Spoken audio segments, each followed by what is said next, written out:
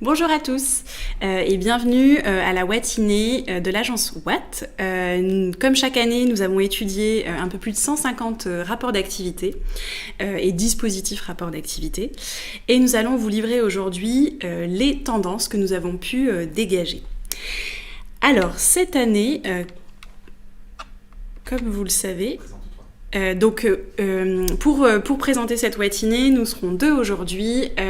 Donc moi je suis Céline Tillet, directrice du planning stratégique, et il y aura également Géraud Tarit qui fait également partie de la direction du planning stratégique. Donc nous sommes toute une équipe qui a analysé ces rapports annuels. Et nous allons vous en présenter les tendances.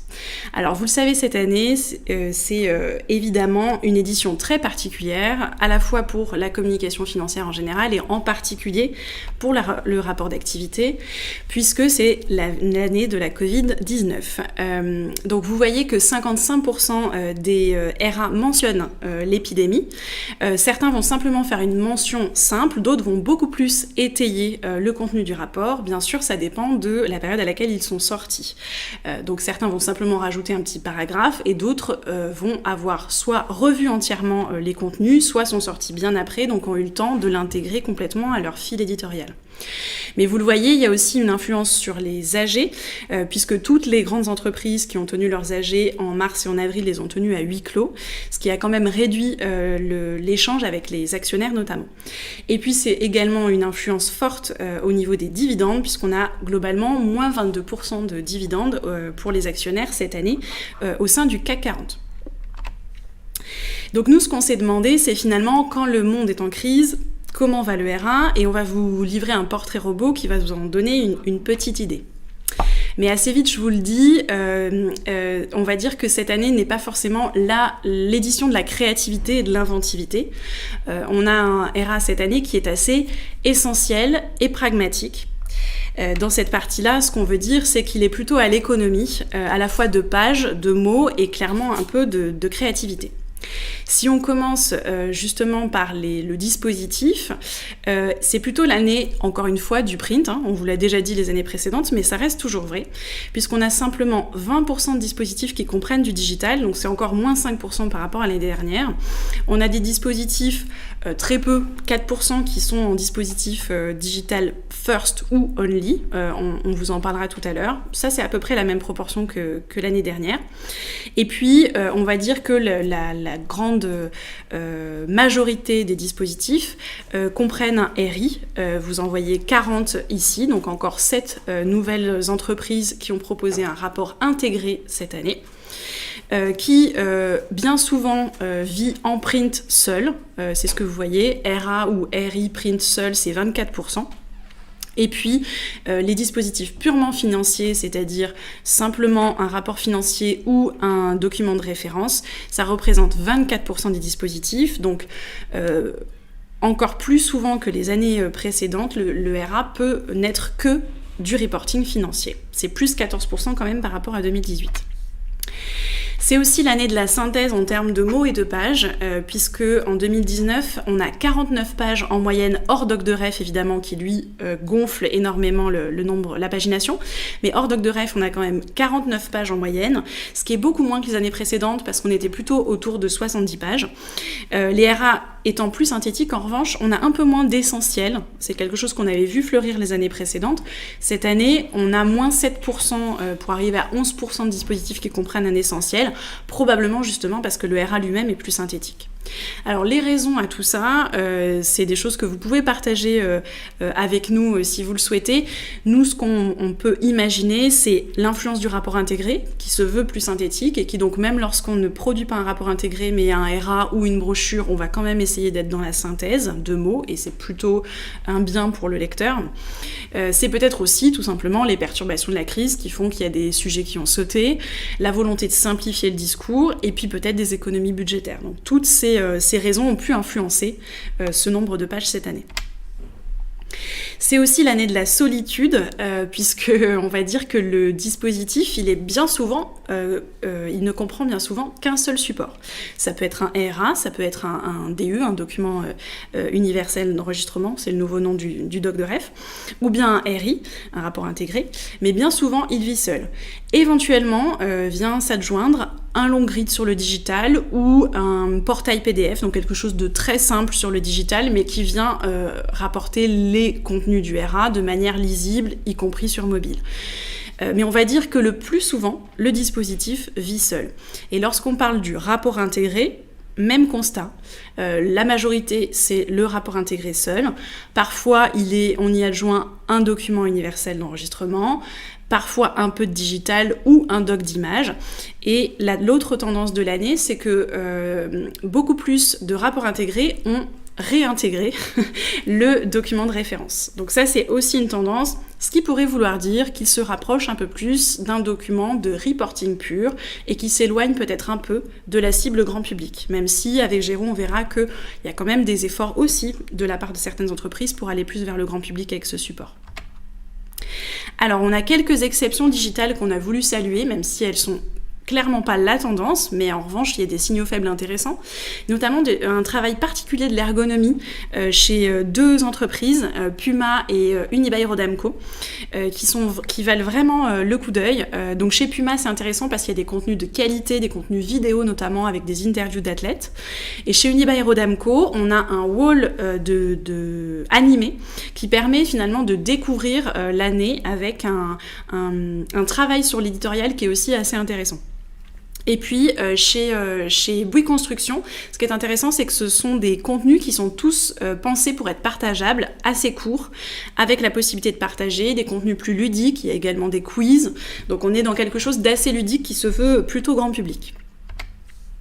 Côté réseaux sociaux, si on est honnête, il n'y a pas grand-chose, c'est-à-dire que le passage obligé, c'est évidemment de partager le fait qu'on sort le rapport d'activité, ça quasiment tous les RA le font, avec un minimum de 3 à 5 posts qui vont faire la promotion du RA, mais pour aller plus loin, finalement, il y a très peu d'entreprises qui s'y risquent.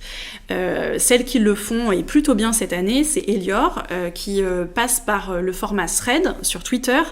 C'est plutôt intéressant parce que ça permet dans une seule conversation de proposer l'ensemble des contenus du RA, d'autant plus que chez Elior, ce sont des contenus très qualitatifs, puisqu'il y a notamment la production de podcasts sur leurs engagements, où ils mettent en scène leurs collaborateurs, donc plutôt intéressant.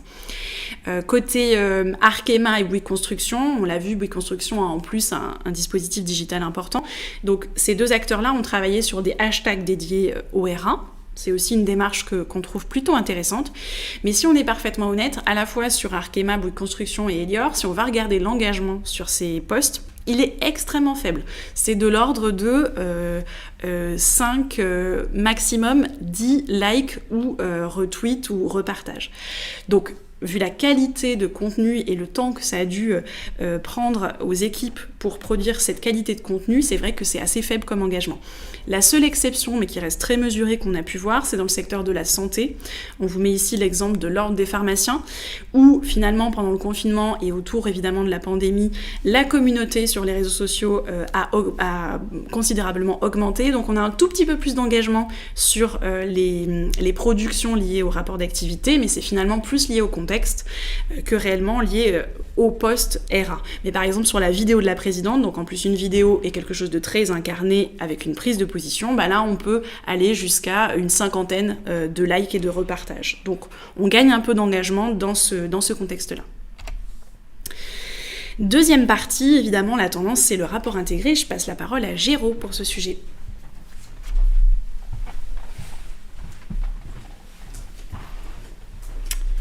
Bonjour messieurs, dames. Effectivement, seconde partie de la présentation dédiée au rapport intégré. Alors bien sûr, l'idée n'est pas de vous expliquer dans les détails ce qu'est un rapport intégré, puisque ça y est, maintenant on commence à être habitué à ce support, du moins dans les départements de communication et de communication financière. Ça fait plusieurs années que l'on en parle, et d'ailleurs c'est peut-être la finalité de cette partie-là, puisque on a atteint un niveau de maturité extrêmement satisfaisant sur cet exercice. C'est un support qui est considérablement adopté par une grande majorité des gros acteurs, CAC 40 et SBF 120. Vous voyez ici la liste des rapports intégrés qui constituent notre corpus et qui font partie d'un de ces deux indices boursiers. et apparaissent désormais en bleu les nouveaux entrants, donc les acteurs qui le font pour la première année, là où en grisé sont les acteurs qui le font pour au moins 2 ans, si ce n'est plus. Ce qui est particulièrement intéressant dans cet exercice, c'est que jusqu'alors, on avait tendance à se précipiter sur les figures imposées, on va dire, du rapport intégré, à savoir la construction d'une matrice de matérialité et d'un business model. Exercice souvent austère, souvent peu communicant. Désormais, ça y est, les rapports intégrés font l'exercice d'expliciter leur contexte business, donc parfois de manière extrêmement imagée. Vous pouvez avoir des grands portfolios d'entrée qui décrivent les grandes tendances dans le secteur, ou encore ici, avec Corian, vous voyez des analyses macro extrêmement précises sur 5 de leurs grandes on va dire de leurs grandes tendances sectorielles qui les affectent, typiquement le vieillissement de la population, qu'est-ce que ça a comme impact pour une société pour la société, et donc pour une société, une entreprise privée telle que Corian. Pourquoi c'est intéressant d'avoir explicité autant ces contextes business, c'est qu'en fait ça permet de légitimer de manière directe les offres et bien sûr l'offre de services et les actions de ces entreprises-là. Pour rappel, un dispositif de rapport intégré aujourd'hui vise également à répondre à une grande attente sociétale qui est de justifier finalement la pertinence et l'utilité des entreprises, aussi bien privées que publiques. Et des acteurs l'ont bien compris, comme Sodexo ou encore SPI, puisque dès lors qu'ils vont expliciter les grandes tendances, donc typiquement vous voyez sur Sodexo, une des tendances qui les affecte, c'est l'urbanisation, un chiffre clé dans la partie bleue, et à droite, directement lié, l'offre de services qu'ils ont développée pour répondre à cet enjeu très précis. On vient comme ça contextualiser l'offre de services au regard des tendances marché, et c'est très intéressant. La création de valeur arrive aussi à maturité, et ça c'est particulièrement emblématique de l'avancée dans ce support-là, puisque c'est vrai que c'est souvent le pilier qui était difficile et qui est toujours difficile à mettre en place dans les entreprises. La partie consolidation de KPI, c'est souvent celle à laquelle les entreprises sont le plus réfractaires, puisque c'est assez compliqué, il faut asseoir beaucoup de gens autour de la table, il faut créer des nouveaux indicateurs, donc il faut que la gouvernance soit d'accord, la direction financière. Il y a cependant désormais là aussi un très bon niveau de maturité, vous le voyez avec Atos ou Danone, puisque ça y est, désormais on va atteindre ce qu'on appelle en rapport intégré la comparabilité des données. On va se resservir de ces KPI d'une année sur l'autre. Bien sûr, l'intérêt c'est que ces indicateurs soient aussi bien financiers qu'extra-financiers. Et on va pouvoir les comparer d'une année sur l'autre, montrer les avancées, éventuellement être assez transparent sur les retards qui ont été pris également, devoir les justifier, et ce qui en fait un exercice finalement d'honnêteté et d'humilité assez pertinent pour répondre à un besoin marché. Bien sûr, ce niveau de maturité de KPI n'est pas si facile à atteindre. De nombreux acteurs qui se lancent dans la démarche ou sont lancés dans la démarche depuis désormais quelques années n'y arrivent pas encore tout à fait. On a vu quelques hésitations. Donc, par exemple, vous avez Veolia qui, sur sa page d'impact, qui est censé redresser tout le panorama de ces indicateurs, va simplement parfois dire écoutez, nous, sur ce pilier-là, sur cet engagement-là que l'on prend, on n'a pas encore déterminé précisément un indicateur, mais ça vous sera communiqué dans l'année. Autre on va dire signal faible qui montre que cette partie-là n'est pas si facile à mettre en place, c'est que parfois on retrouve certains piliers, certains indicateurs qui sont pour nous en tout cas beaucoup plus de l'ordre de la valeur créée que de l'ordre de la ressource. Typiquement les heures de formation dispensées à l'interne que valorise la RATP en ressources sur lesquelles ils capitalisent pour créer de la valeur. Pour nous et pour la plupart des acteurs, c'est plutôt dans la colonne valeur que c'est censé apparaître. Autre cas intéressant, mais toutefois qui montre la difficulté de l'exercice, c'est le cas Gessina qui nous gratifie cette année d'un rapport intégré tout à fait pertinent et intéressant. Mais c'est vrai que l'approche même du rapport intégré veut que la pertinence d'un modèle d'entreprise rapproche finalement son impact financier autant à son impact social et sociétal.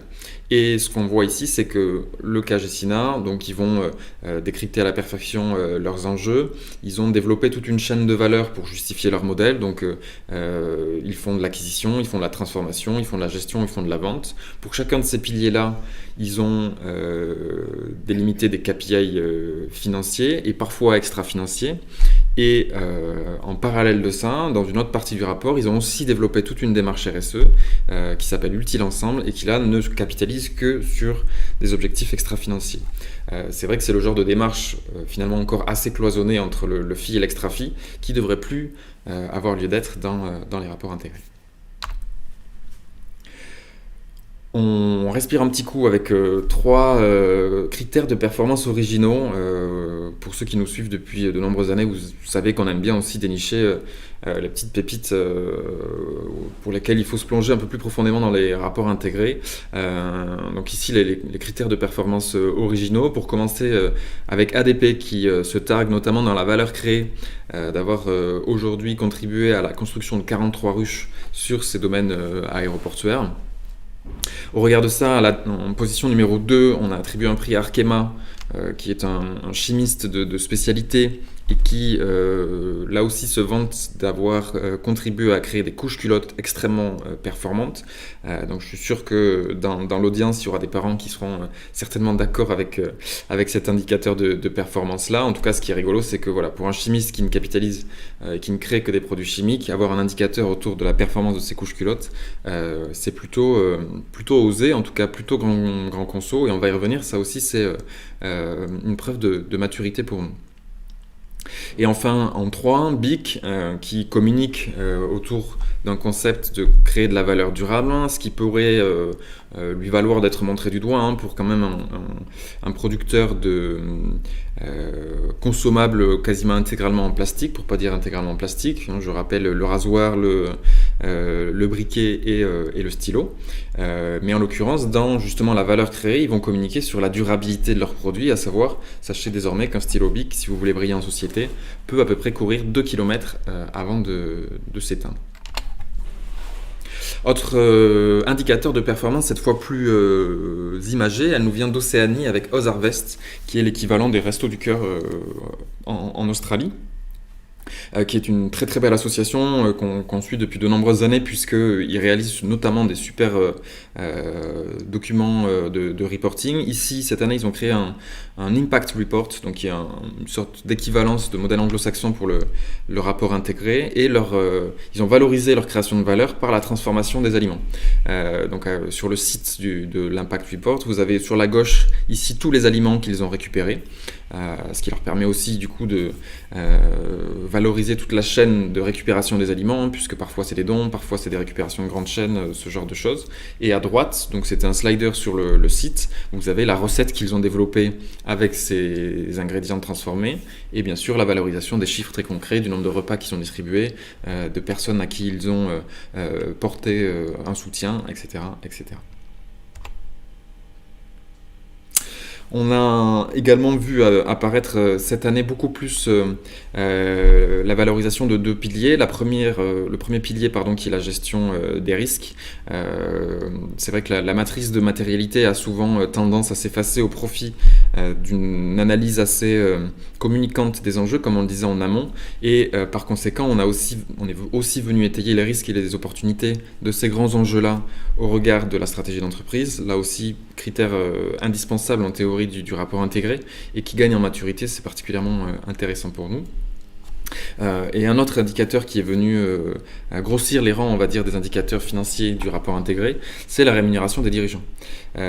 Ici, l'exemple est pris chez Capgemini, mais c'est visible chez beaucoup d'autres acteurs, notamment Orange par exemple, où on va venir afficher ouvertement la rémunération du dirigeant. Donc, pour tous les acteurs cotés qui nous écoutent, c'est pas quelque chose de rare, c'était quelque chose qui est obligatoire pour les docs de ref, mais que ce soit de manière transparente affiché dans le rapport intégré comme une preuve de légitimité de la gouvernance et du modèle de gouvernance, c'est intéressant. Par exemple, on apprend qu'il y a énormément de gouvernances qui sont indexées sur la satisfaction du consommateur final, par exemple chez Orange. Donc, ce qui vient appuyer et asseoir la pertinence de la stratégie pour un acteur tel qu'Orange, par exemple. En tout cas, voilà, si on doit résumer cette partie, c'est ce que je vous disais aussi très très en amont, et j'espère que vous l'aurez compris au regard de cette présentation. C'est un discours qui est de plus en plus construit et cohérent. C'est vrai qu'un des piliers du RI, mais qui est finalement peut-être le plus dur à atteindre, c'est la connectivité de l'information, faire en sorte que n'importe quelle partie prenante qui tombe sur ce rapport-là comprenne la pertinence d'un modèle au regard des enjeux et de la valeur créée dans son quotidien, c'est particulièrement intéressant.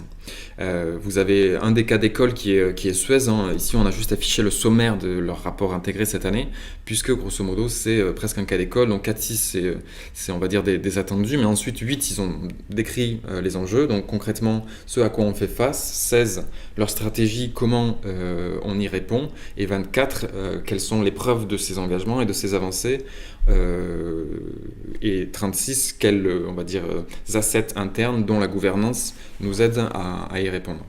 Donc vraiment un cas d'école. Après, c'est vrai que dans la présentation, du fait de vouloir rester concis, pour nous, si on doit trouver une critique, c'est peut-être qu'ils ont été un peu avares en exemple.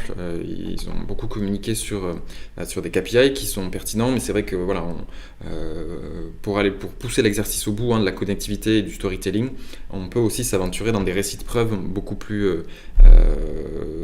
tangibles, beaucoup plus storytellés, notamment en relation avec les parties prenantes. C'est ce qu'a très bien fait AXA ici, puisqu'ils ont créé toute une chaîne de valeur autour de écouter, s'inspirer, agir, apporter des solutions, et ils vont construire toute leur partie autour d'attentes de parties prenantes, typiquement en première partie qu'attendent les patients, et ils vont comme ça écouter, donc c'est-à-dire récolter la matière du contexte, qu'est-ce qu'un patient attend, s'inspirer, peut-être trouver des tendances marché ailleurs ou des experts externes qui vont les accompagner dans la démarche, agir là plutôt tout ce qu'ils mettent en place et apporter des solutions à la création de valeur.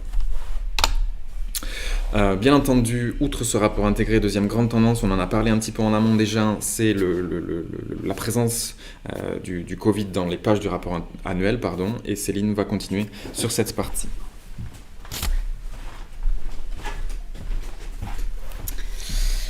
Et je sais que vous n'êtes pas forcément content qu'on vous parle encore de cette épidémie. Et pour autant, on va encore en parler un petit moment. Donc, si on revient sur le rapport d'activité de cette année, évidemment, il faisait référence à la Covid-19. Donc, la manière finalement la plus simple d'y faire référence, c'était de revenir sur les événements, notamment du confinement et du début de la crise. Et c'est la première façon dont il a influencé le RA, mais on verra qu'il n'y a pas que ça. Alors quand il faisait le retour sur les actions menées pendant la crise, il y avait notamment des focus sur les actions de solidarité, évidemment, qui avaient été menées par les entreprises. On a cet exemple chez Orange qui nous dit finalement que le groupe s'est trouvé face à ses responsabilités, et notamment la responsabilité de créer du lien à distance, puisque c'est évidemment un des leaders de la relation numérique, entre guillemets. On a chez BNP une initiative qui a été de valoriser dans des doubles pages spécifiques des bénéficiaires de l'aide de BNP. Donc on a par exemple la Croix-Rouge qui nous dit voilà, un grand merci à BNP pour ses dons lors de la crise. On a Suez qui valorise un appel à projets qui sont faits auprès de leurs collaborateurs pour imaginer des solutions à la crise. Les collaborateurs ont proposé des solutions et un certain nombre ont été mis en place pour aider là encore les soignants, les collaborateurs, etc. Donc ça, c'est des actions qui sont souvent mises en avant dans des portfolios spécifiques à l'intérieur du rapport. La deuxième façon de faire un retour sur cette crise, c'est de remercier ses collaborateurs une nouvelle fois, puisque c'est vrai qu'en général on les a aussi remerciés sur les réseaux sociaux, mais à l'intérieur du RA, à nouveau, on remercie les collaborateurs, et notamment vous le voyez pour des entreprises qui finalement ont eu des collaborateurs en première ligne, entre guillemets, ces fameux héros du quotidien. Donc vous voyez ici que vous avez l'exemple de Casino, donc dans la grande distribution, et puis vous avez deux acteurs postaux, donc la Poste française et puis la Poste autrichienne, qui mettent en avant leurs collaborateurs à travers des portfolios, des portraits de collaborateurs, et puis ce merci qui bien souvent s'affiche en grand sur les pages. Mais la deuxième manière finalement de faire un retour sur la crise, c'était d'en tirer des conséquences un peu plus fortes. La première chose, c'est finalement d'arriver à se montrer solide face à une crise qui, évidemment, va ébranler la société et l'entreprise. Donc les entreprises, cette année, en 2019, elles ont eu à cœur de se montrer solides, notamment sur leurs bases. Qu'est-ce qu'on veut dire par les bases ? C'est d'abord l'histoire. On a beaucoup d'entreprises, beaucoup plus que l'année dernière qu'en 2018, qui ont mis en avant l'histoire de l'entreprise pour montrer justement à quel point elle avait déjà surmonté de nombreuses crises et elle allait, entre guillemets, continuer à en surmonter. Donc, vous voyez ici l'exemple de Sodexo, c'est intéressant cet exemple parce que finalement, ils vont mettre en avant la manière dont la croissance de l'entreprise se fait au fur et à mesure des temps forts. Donc, ça permet de montrer comment l'histoire a apporté de la valeur à l'entreprise. Chez AXA, on a en parallèle du rapport d'activité, un livret qui a été distribué, qui s'appelle L'aventure AXA et qui revient entièrement sur l'histoire de l'entreprise.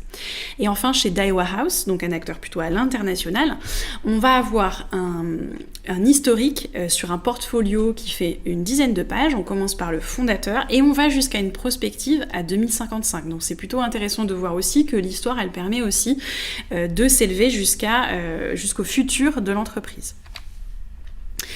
Deuxième manière de se montrer solide, c'est de capitaliser sur son premier actif que sont les collaborateurs. Cette année dans le RA, clairement, beaucoup d'entreprises ont fait des collaborateurs un pilier qui leur a permis de surmonter la crise. On a par exemple une vraie tendance, puisqu'on a 3 RA qui sont sous format un peu de visite guidée de l'entreprise. Vous avez ici comme exemple la Banque Postale, Nexity et Carrefour. Et donc dans ces 3 cas, on a systématiquement un collaborateur qui nous raconte l'histoire de l'année. Chacun des projets est présenté par un collaborateur. Ce ne sont pas des témoignages un peu sporadiques, c'est vraiment tout le rapport qui est porté par les collaborateurs qui sont plutôt mis en majesté, en avant et qui démontrent leur fierté.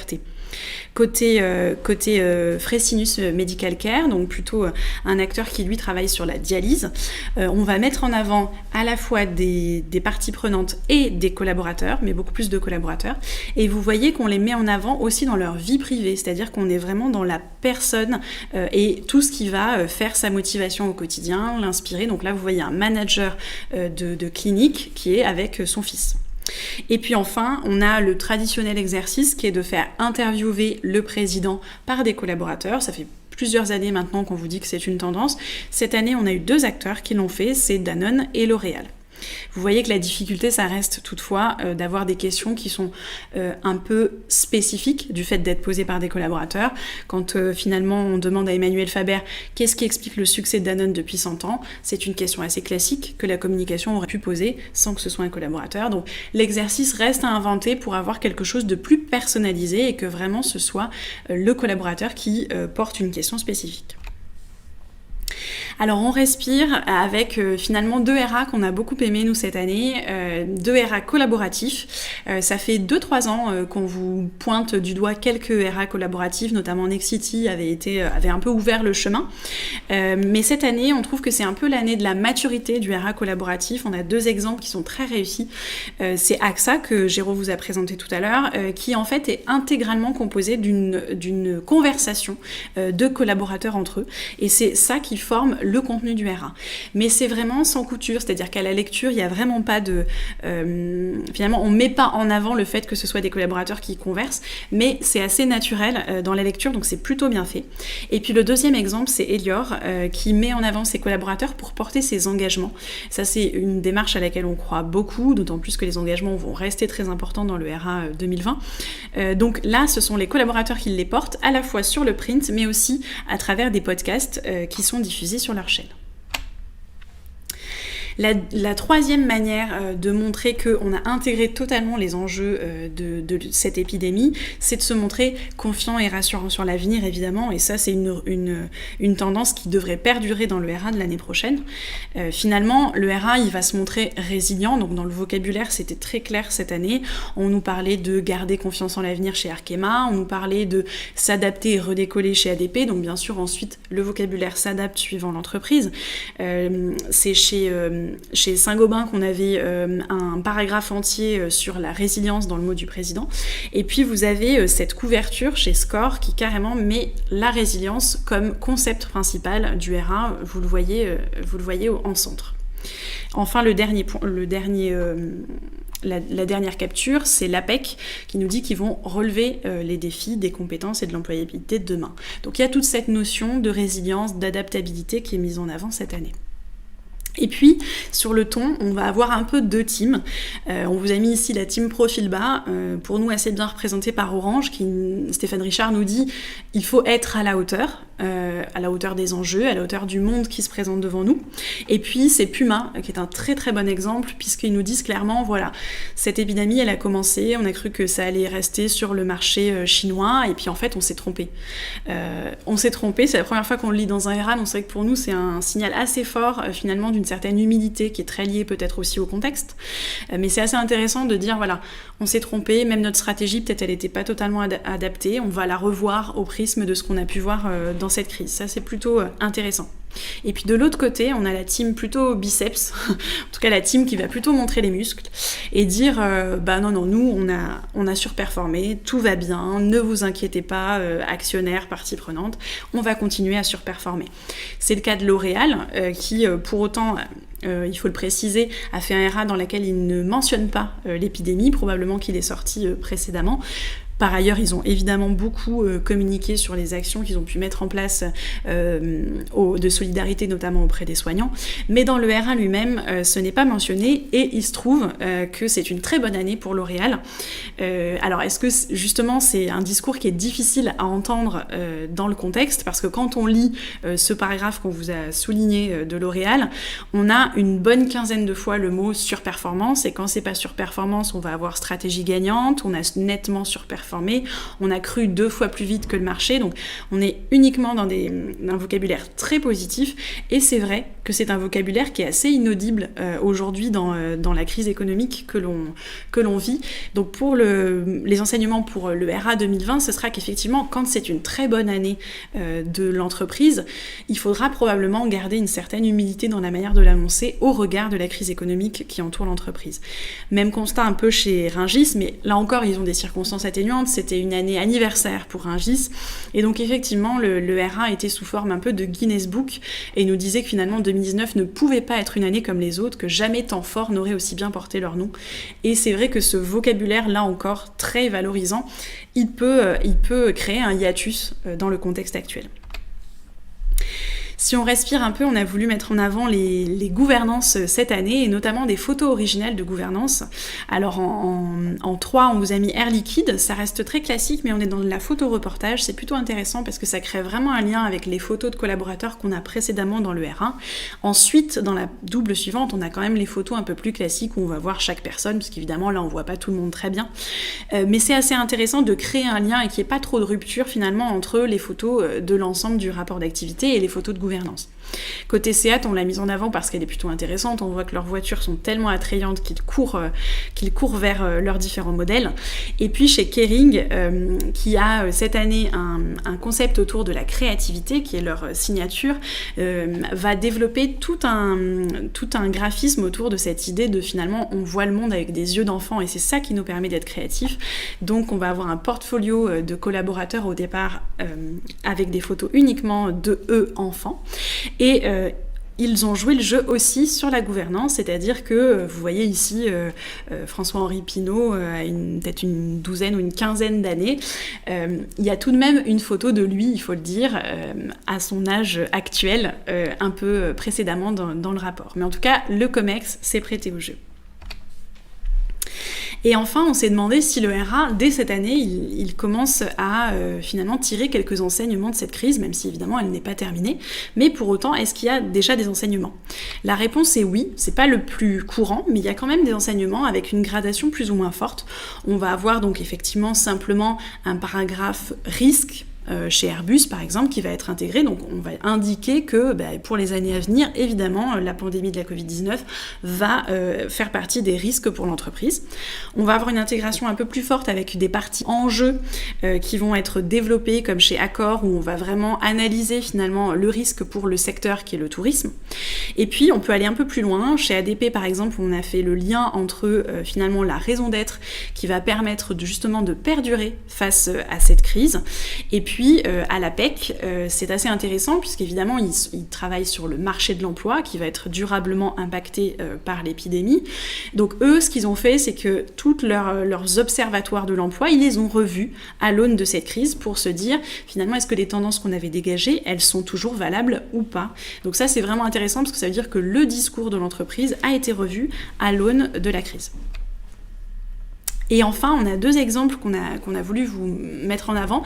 Le premier, c'est chez Pirelli, où finalement, on va essayer de donner un témoignage de ce monde d'après ou de ce nouveau normal qu'on vit aujourd'hui. Chez Pirelli, ils l'ont fait d'une manière plutôt intéressante, puisqu'ils ont donné la parole à 2 écrivains, Emmanuel Carrère et John Seabrook, qui vont nous livrer justement un témoignage du temps. Ils vont nous parler de ce que c'est que finalement de créer du contact même à distance. Ils vont nous parler des fameuses réunions Zoom, du manque de liens dans la société aujourd'hui. Donc ça c'est plutôt intéressant. Ils ont complètement ouvert finalement leur colonne à ces écrivains.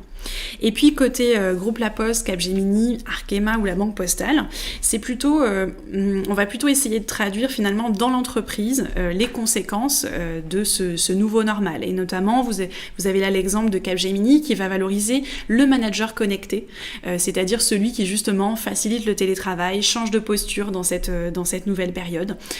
Au sein des RA du groupe La Poste ou de la Banque Postale, on va aussi fièrement afficher le taux de télétravail, ce qui est un indicateur tout à fait nouveau dans les rapports d'activité. On va maintenant parler de la raison d'être et pour ça je repasse la parole à Géraud.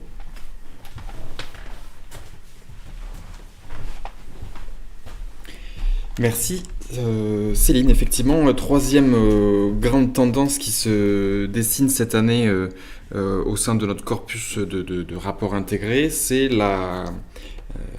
l'adoption massive, on va dire, des raisons d'être. Donc vous aviez le rapport intégré, vous aviez le fait de traiter bien sûr de la crise sanitaire que nous avons et traversons malheureusement toujours, et le fait d'adopter massivement les raisons d'être. Donc là vous vous dites sans doute quelle tendance, ça fait des années qu'on en parle. Oui, vous avez raison, ça fait des années qu'on en parle, nous communicants. Après, dans les entreprises et dans les dispositifs, on va dire, financiers, donc des dispositifs très officiels, c'est extrêmement nouveau en fait, puisque cette année, quand je dis cette année, pardon, c'est 2019, pas moins de 16 entreprises, dont vous voyez les noms apparaître en bas à droite, ont adopté une raison d'être officielle, donc c'est-à-dire qu'ils ont fait voter par leur assemblée générale cette raison d'être et ils ont inscrit dans leur statut cette mission. Pourquoi effectivement c'est nouveau? Déjà parce que l'adoption de la loi Pacte est venue un petit peu précipiter, entériner les choses, et parce que finalement cette raison d'être-là va au-delà simplement d'une mission à caractère financière, à caractère de performance financière. Elle doit aussi servir des causes qui sont beaucoup plus grandes, et ça c'est particulièrement intéressant pour les exercices de reporting. Donc bien sûr, ces raisons d'être qui sont enfin adoptées, on les communique, et on les communique beaucoup. Vous avez Carrefour qui l'affiche dès sa couverture façon manifeste. Vous avez l'apparition de cette raison d'être qui vient ensuite être explicitée, et également un petit encart qui vient préciser que ça a été adopté au 14 juin 2019 par l'Assemblée générale. Et vous avez Atos qui va même jusqu'à affirmer que c'est la première entreprise du CAC 40 à avoir publié sa raison d'être. Pour ceux qui nous connaissent, vous savez que ce genre d'informations, on ne la laisse pas passer. Donc bien sûr, on est allé vérifier, et il s'avère que Atos a fait passer sa raison d'être le 30 avril. Donc effectivement, juste devant Engie, Orange ou Carrefour, mais derrière Veolia qui l'a fait passer en Assemblée Générale le 19 avril 2019. Mais alors, Atos, non, en réalité, on peut quand même leur accorder le bénéfice du doute, puisque Veolia, certes, l'a fait valider par leur assemblée générale, mais on n'a pas réussi à retrouver l'information s'ils l'ont fait inscrire dans leur statut. Là où Atos l'a effectivement fait inscrire, et du coup s'engage là de manière beaucoup plus officielle, puisqu'on peut faire voter par l'assemblée générale sans l'inscrire dans ses statuts. Ça reste encore, on va dire, moins engageant. En tout cas, une fois qu'elle est adoptée, la pédagogie reste le passage obligé. Vous aviez plusieurs écoles, par exemple Société Générale, qui le fait de manière concise. Ils ont une raison d'être qui fait une phrase d'à peu près 7 mots ou 8 mots, et donc ils vont justifier chacun de ces 8 mots dans leur rapport intégré, puisqu'ils sont en démarche intégrée, et bien sûr les faire ressortir à divers moments du rapport. Mais vous avez aussi l'école beaucoup plus longue, beaucoup plus conséquente, celle de Veolia par exemple. Donc ce que vous voyez apparaître sur la gauche, c'est un document qu'ils ont réalisé à part, en plus de leur dispositif de reporting, qui s'appelle Notre raison d'être.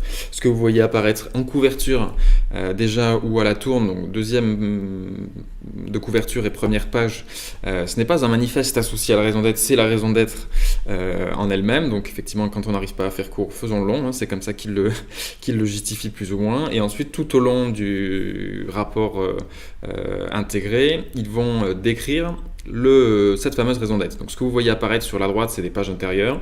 Le texte que vous voyez, donc ce que vous, sans doute à l'écran, vous voyez apparaître plutôt comme une ligne oblique, en fait c'est la raison d'être qui défile, de manière littérale et écrite. Et ils vont comme ça l'expliciter du début jusqu'à la fin de leur rapport. Donc graphiquement, c'est peu accessible au départ, mais au final, ça leur permet de trouver un fil rouge et ça fonctionne. C'est vrai que graphiquement, au départ, c'est pas forcément très accessible. En tout cas, voilà, comme je vous le disais, ce qui est pertinent et intéressant pour nous, c'est de noter que la raison d'être arrive enfin à maturité, déjà parce qu'elle a été adoptée, ensuite parce que c'est matière de gouvernance. Bien sûr, pour faire la pédagogie, on s'est aussi beaucoup appuyé sur la gouvernance pour la justifier, expliquer l'intérêt d'en avoir une et l'intérêt de celle développée par l'entreprise. Donc vous avez, si on doit prendre un exemple, Crédit Agricole qui justifie sa raison d'être comme quelque chose qui les engage vis-à-vis de leurs clients, de la société dans son ensemble. Elle est à la fois la boussole pour l'avenir et la synthèse des valeurs qui font la solidité du Crédit Agricole. Côté AXA, on va dire que ça inspire et que ça engage l'ensemble des collaborateurs. Elle inscrit dans l'histoire du groupe et trace une voie pour l'avenir.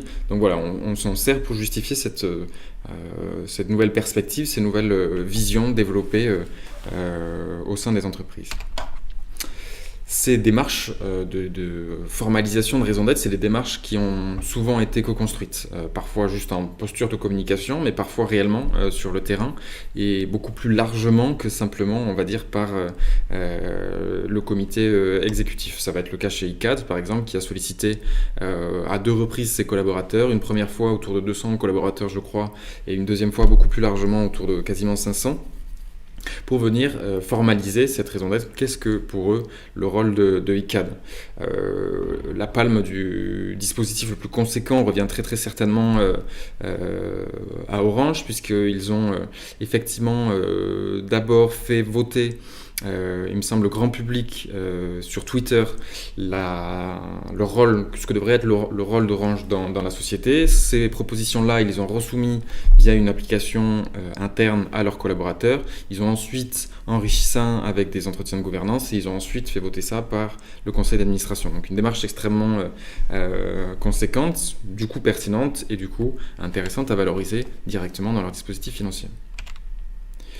Bien sûr, l'enjeu derrière cette raison d'être, c'est pas simplement d'afficher, encore une fois, un nouvel outil communicationnel, ce que beaucoup d'acteurs pourraient se contenter de faire, c'est plutôt d'arriver à le transmettre très concrètement en façon d'agir, en impact dans la vie réelle. Les exemples sont variés et riches. Vous avez par exemple Santé publique France qui a un concept autour du « Nous sommes là », en tant qu'institution publique, qui plus est de santé, qui plus est en période de crise sanitaire, a besoin de rassurer et de faire de la pédagogie renforcée autour du rôle de Santé publique France, donc ce qu'ils ont fait autour de ces différents-là que vous voyez apparaître à l'écran. Et ils ont même une brique développée sur la partie digitale. Nous sommes là aussi pour répondre aux besoins de l'épidémie de la Covid-19.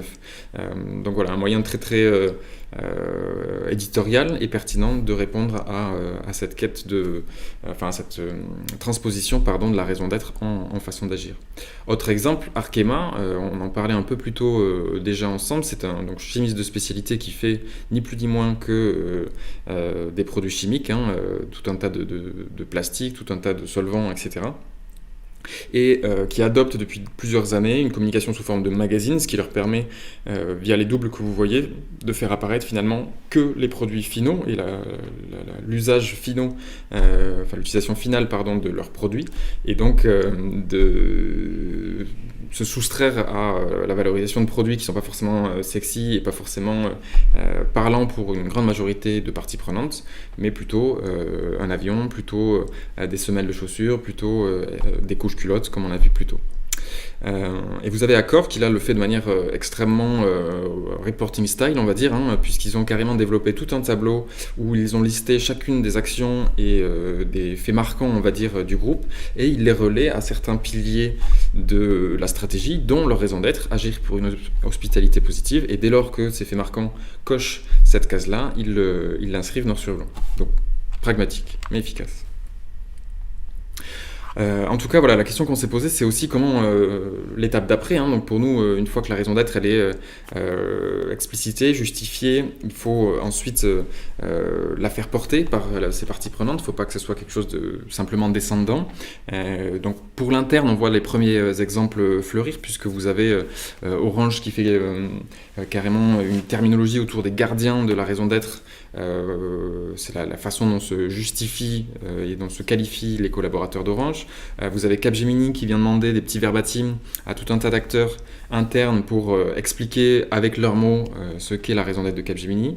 Vous avez Solvay qui fait plus ou moins la même chose sur des verbatims un peu plus conséquents. Et vous avez Veolia par exemple qui est allé jusqu'au bout de la démarche avec carrément la création d'un événement interne qui s'appelle les Impact Awards et qui vient promouvoir et encourager toutes les initiatives internes qui viennent nourrir cette raison d'être, bien sûr ensuite les récompenser et les accompagner jusqu'à leur aboutissement pour les plus pertinentes. Petit carton rouge ou en tout cas petite méfiance pour certains acteurs puisqu'on veut tellement être jusqu'au boutiste sur la mobilisation des parties prenantes, parce que parfois on va jusqu'à créer des verbatims qui, sortis de leur contexte, manquent un peu de sens. Vous avez par exemple Air Liquide ici qui valorise un actionnaire salarié ou un actionnaire classique, je ne sais plus. En tout cas, il dit voilà, avec ma passion, je sens que je peux impacter le monde à ma manière et je ressens la même chose avec mes actions Air Liquide. Bon, je ne suis pas sûr que ce soit vraisemblablement le cas pour les actionnaires Air Liquide. Donc attention à ce genre de verbatim quand même. En tout cas, un des grands absents pour nous, et c'est fort dommage de cette incarnation même de la raison d'être, ça reste le client. Donc vous avez certains acteurs qui le font plus spontanément parce qu'ils le font depuis plusieurs années et donc qui se rapprochent de, on va dire presque le chemin de fer parfait, mais vous avez Ipsen qui est énormément, Ipsen acteur de santé, donc il tourne beaucoup autour du patient et des besoins des patients. Chaque tunnel éditorial tourne autour d'un besoin précis d'un patient et tire le fil de ça pour justifier les actions d'Ipsen, donc ça c'est extrêmement pertinent. Vous avez Lotte Shopping qui est un acteur coréen plutôt des centres commerciaux qui là aussi vont justifier toutes leurs activités, toutes leurs innovations autour de parcours utilisateur. Donc la dame que vous voyez ici est une utilisatrice qui se demande comment elle peut profiter de sa vie en tant que jeune coréenne avec ses amis, et donc voilà, tout le parcours utilisateur de cette jeune femme est dressé. Et c'est d'ailleurs avec beaucoup de regret qu'on apprend que ce jeune homme est célibataire, donc peut-être mesdames ou messieurs d'ailleurs ça peut vous intéresser. Autre profil un peu marrant, c'est vrai qu'ils ont créé ce profil de jeunes personnes qui se demandent avec son célibat comment faire pour survivre dans cette jungle urbaine, et donc on le suit dans sa consommation de plats en barquette, ce qui peut présenter aussi quelques travers. En parlant de travers aussi, une remarque que l'on peut vous faire, c'est justement dans cette valorisation de raison d'être et le fait de la faire porter par ses parties prenantes. Pour nous, l'intérêt et tout l'enjeu, c'est de parvenir à quand même s'inscrire dans la vraie vie, s'inscrire au plus proche des attentes de ses consommateurs. Et c'est ce qu'on peut déplorer par exemple dans le cas de Seb, mais ils sont nombreux à l'avoir fait également. Le fait d'utiliser par exemple que des photos de banque d'images et de peu valoriser ses propres produits, ça manque pour nous de pertinence et ça manque de sens. En tout cas, voilà, dernière partie prenante peut-être pour porter cette raison d'être. On l'a vu apparaître une seule fois cette année, mais c'est peut-être un signal faible qu'il faut retenir pour les années suivantes. C'est Accor qui va carrément dresser un panorama de tous ses concurrents. Pour le coup, ça fait plusieurs années qu'on fait cet exercice et c'est assez rare de voir un acteur valoriser autant ses concurrents. Du coup, comment on fait vivre sa raison d'être si, au-delà de ces parties prenantes et des différents piliers que l'on vient de voir, c'est finalement pas si simple.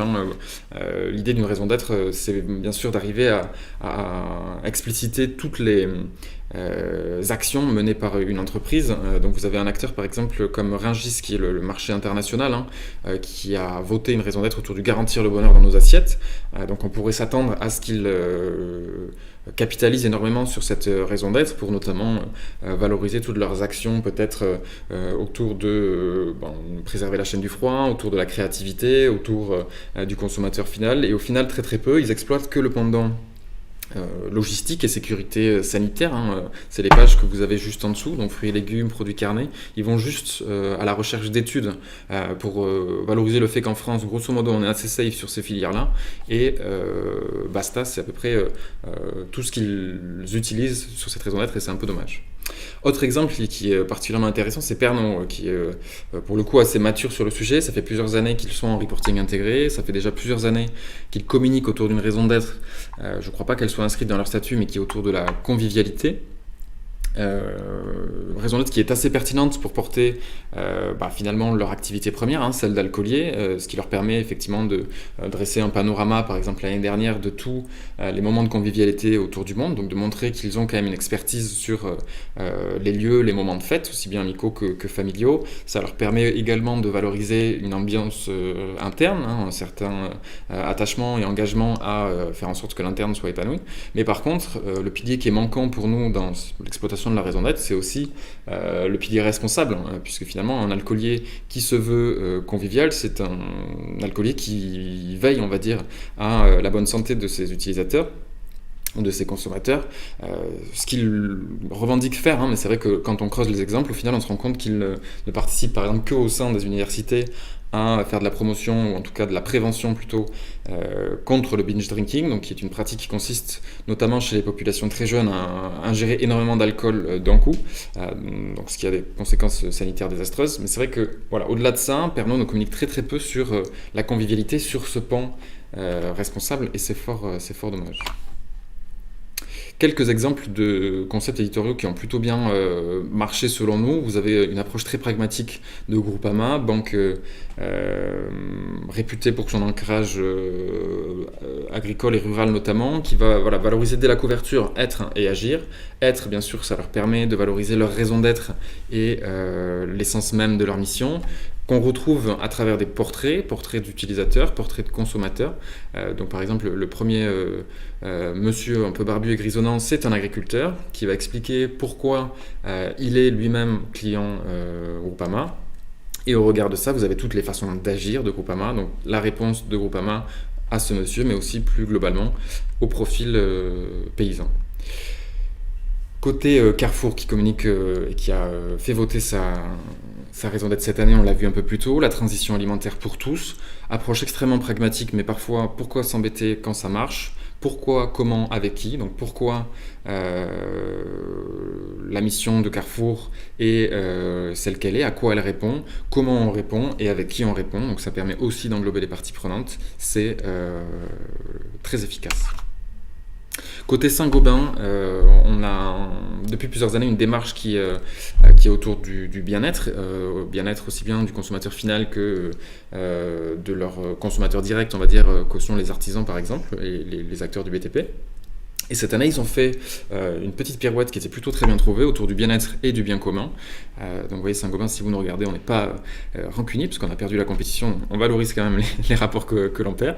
En tout cas, cette pirouette-là permet de valoriser directement le bien-être de leurs consommateurs premiers et le bien commun, d'inscrire toutes ces démarches-là dans des enjeux macro beaucoup plus grand public, qu'ils décrivent notamment en portfolio d'entrée, et c'est extrêmement clair et bien trouvé.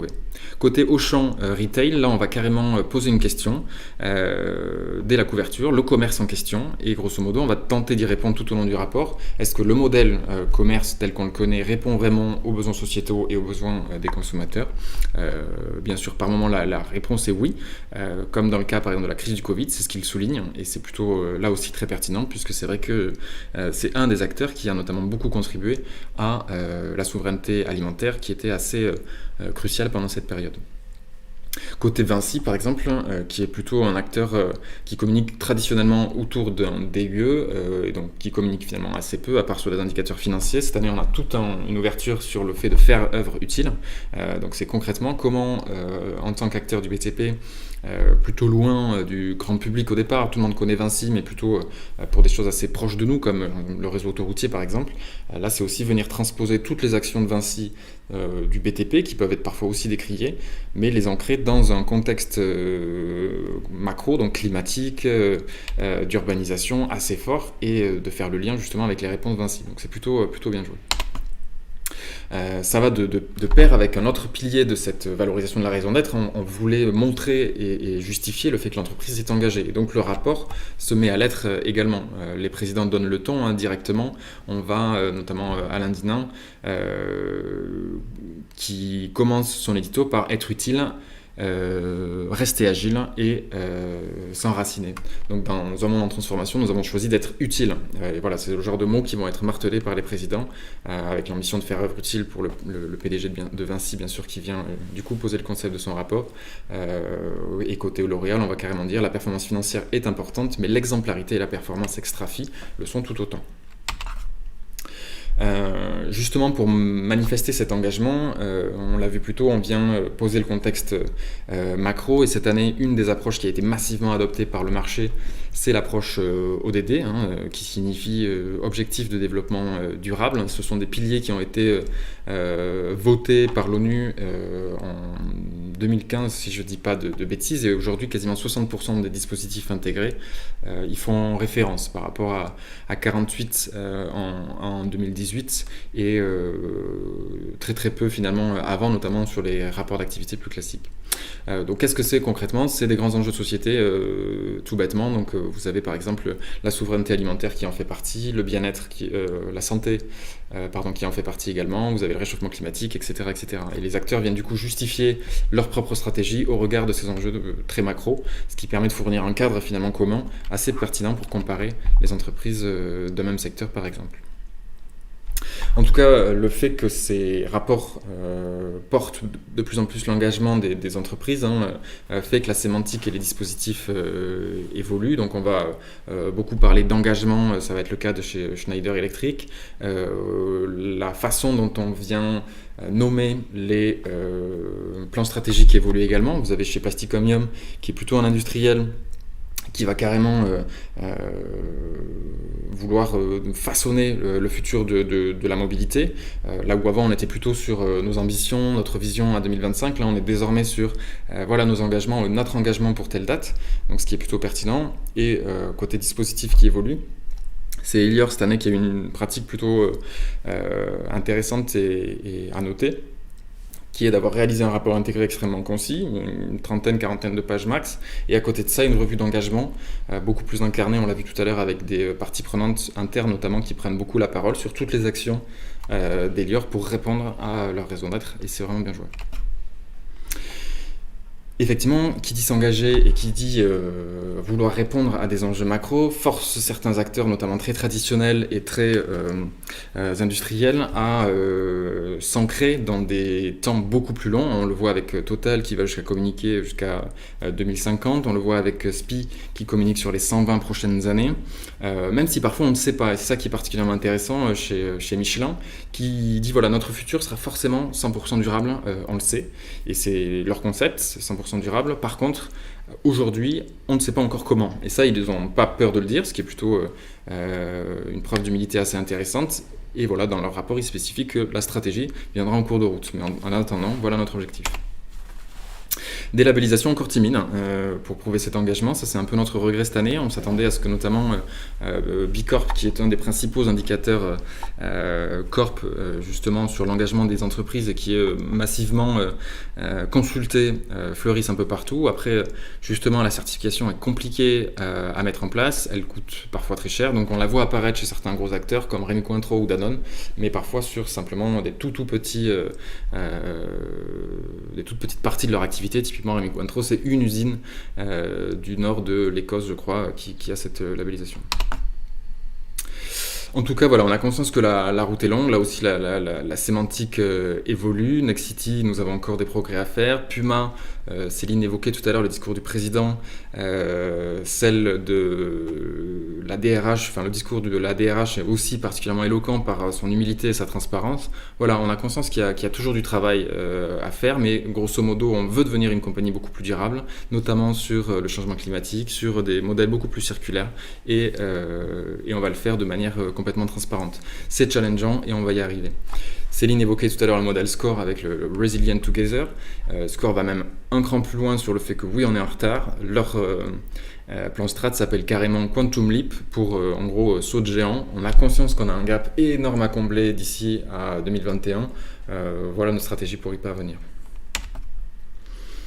On ose prendre position, c'est aussi particulièrement intéressant dans l'exercice de s'engager et c'est une bonne pratique qu'on veut partager avec vous puisque c'est des choses qu'on aimerait beaucoup plus voir dans les rapports d'activité. Vous avez Covea Finance par exemple qui est un asset manager, donc la tendance des asset managers c'est quand même de se positionner sur du green bond, sur de l'ESG, sur des choses qui sont bien sûr durables parce que c'est plébiscité par on va dire les actionnaires, c'est plébiscité par les États qui encouragent assez fortement ces acteurs-là à adopter ces démarches, et c'est d'ailleurs ce que souligne de manière assez frontale la présidente en disant voilà, on est quand même fortement invité, vous le voyez ici entre guillemets dans le premier encadré en haut, à contribuer à cette transition énergétique, que ce soit en tant qu'entreprise ou à travers l'orientation des investissements, donc sous-entendu avec ces politiques ESG, mais elle est quand même plutôt méfiante. Il est naturel pour Covea Finance d'exercer une analyse indépendante et d'exprimer certaines préoccupations quant aux effets des politiques ESG sur le paysage de la gestion d'actifs. Sous-entendu, c'est pas forcément aussi performant que ça devrait l'être, ou en tout cas aussi performant que les clients Covea Finance l'attendent. D'où prudence finalement pour cet acteur. Côté grande distri, on va aussi mettre les deux pieds dans le plat. Grosso modo, côté Auchan Retail, on va carrément poser la question, la grande distribution veut-elle vraiment sauver le monde agricole? Et on va monter tout un dossier là-dessus. Ou encore Carrefour qui s'interroge sur la revalorisation du prix du lait. Donc pareil, des questions qui font beaucoup débat dans le monde de la grande distribution. Et c'est de manière assez frontale qu'on vient y répondre dans le rapport d'activité, ce qui est, ma foi, une très très bonne pratique. Voilà pour cette présentation, ne partez pas, Céline vous fait juste une petite conclusion sur justement l'après, le rapport annuel en 2020. Oui, alors on dépasse un tout petit peu de l'heure, excusez-nous, mais on est à la conclusion, donc on arrive à la fin, mais c'est quand même intéressant de rester jusqu'à la fin parce que justement on va s'interroger sur la suite. Alors nous, c'est des prédictions, un peu Madame Irma, mais on peut se dire quand même que 2019 est un bon enseignement pour 2020, parce que notamment on pense qu'il va y avoir une certaine continuité, en tout cas sur le fond, et notamment l'entreprise va devoir continuer à prouver sa solidité et son adaptabilité. Donc on se dit que le RA 2020, il sera toujours un peu tiraillé finalement entre la volonté à la fois d'être très axé business parce qu'il va falloir prouver que l'entreprise, elle continue d'aller bien ou en tout cas elle fait tous les efforts pour continuer d'aller bien, y compris dans la crise économique qui est en train de naître. Et à la fois, il voudra aussi beaucoup parler d'engagement, on l'a vu, c'est une vraie tendance, donc finalement il y aura de l'utilité partout, mais qui sera probablement un peu tiraillé avec l'envie aussi de prouver le business, même si c'est pas antinomique, puisque l'utilité c'est aussi finalement de créer de la valeur. Le deuxième point, c'est qu'il y aura probablement une pédagogie assez forte sur les stratégies de transition. Beaucoup d'entreprises sont en train soit d'infléchir un peu leur stratégie, soit de créer une stratégie de transition avant une stratégie un peu plus globale après la crise. Donc il y aura de la pédagogie à faire sur cette question stratégique. Et nous, ce qu'on trouverait intéressant, c'est justement d'avoir un discours assez humble et de savoir dire, finalement, il y a des choses qu'on n'avait pas forcément prévues, il y a des choses qui se renforcent, notre stratégie, elle était peut-être bonne de certains points de vue, et à d'autres points de vue, il fallait la modifier, voilà comment on l'a fait. Donc ce qui serait intéressant, c'est finalement en 2020 d'avoir des RA qui dévoilent réellement les rouages de la crise, puisque en 2019, on a plutôt été sur les actions qu'on a mis en place, mais en 2020, on pourra se permettre, puisqu'on fait le récit entier de l'année 2019, de dévoiler aussi la manière dont la crise a été gérée, comment est-ce que les différents comités se sont mis en place, et comment est-ce qu'on a su, de l'intérieur, gérer cette crise. Voilà ce qui pourrait être un axe de réflexion pour vous. Deuxième point, c'est bien sûr le bien-être dans ce nouveau monde du travail. On sait que le bien-être des collaborateurs mais aussi des clients bien sûr, va être un enjeu clé dans les prochains mois. Donc c'est vrai que ce RA, il devra aussi traduire l'expérience collaborateur que nous vivons tous de ce nouveau normal, peut-être un peu plus flexible, avec une relation à son employeur qui est un peu différente, avec finalement un bureau qui n'est plus seulement au siège mais qui est aussi chez nous. Donc tout ça, il faudra le traduire dans ce nouveau RA, avec toute la difficulté finalement d'arriver à montrer un collaborateur qui travaille aussi bien chez lui qu'à la maison, qui travaille avec masque, etc. Donc forcément, ça va vous poser plein de questions aussi sur l'iconographie du RA, qu'on a pu traiter d'ailleurs à la dernière session de la Watinée en atelier collaboratif avec les personnes, les annonceurs qui étaient là. Donc on pense aussi que c'est un RA qui va probablement valoriser davantage les managers. C'était peu le cas jusqu'à présent, mais ce manager dont le rôle se recompose, qui doit gérer des équipes à distance connectées, il a un rôle de plus en plus important dans l'entreprise. Donc c'est vrai que nous on trouverait intéressant de les valoriser dans les RA 2020. Et puis, on se demande, mais là c'est plutôt une petite blague pour vous, mais on se demande qui va sortir le premier RA sous forme de réunion Zoom. Enfin voilà, il y a certainement des formats originaux à trouver. C'est vrai que cette frugalité, cette inventivité qu'on a expérimentée pendant la crise, cette année, elle n'a pas trop touché le rapport d'activité, qui est un exercice un peu formel, mais en 2020, probablement que le recul sera assez important peut-être pour partir sur des formats plus originaux.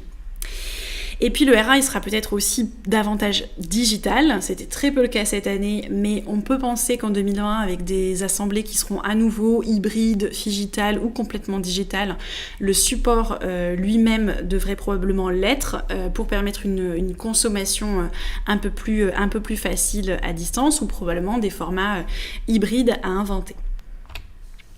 Et enfin, la raison d'être, eh bien, elle restera au centre du RA en 2020, c'est sûr, mais on sera probablement un cran plus loin, donc un peu plus loin aussi dans la façon d'agir. On sera plus uniquement dans la pédagogie sur la raison d'être comme l'ont été certains, on sera clairement dans la démonstration, dans la concrétisation, et puis on sera dans une mobilisation peut-être un peu plus large, on peut espérer, avec pas seulement des collaborateurs, mais peut-être aussi la manière dont les parties prenantes s'emparent de cette raison d'être, jusqu'à aller vers le lecteur du RA à interpeller. Ça pourrait être intéressant, là encore, ça peut vous donner quelques pistes. Merci à tous d'avoir participé à cette Watinée, de nous avoir écoutés. Si vous avez des questions, bien sûr, vous savez que vous pouvez toujours nous envoyer des mails, et puis vous recevrez très bientôt un replay de la part d'Estelle Burger, notre directrice de la communication.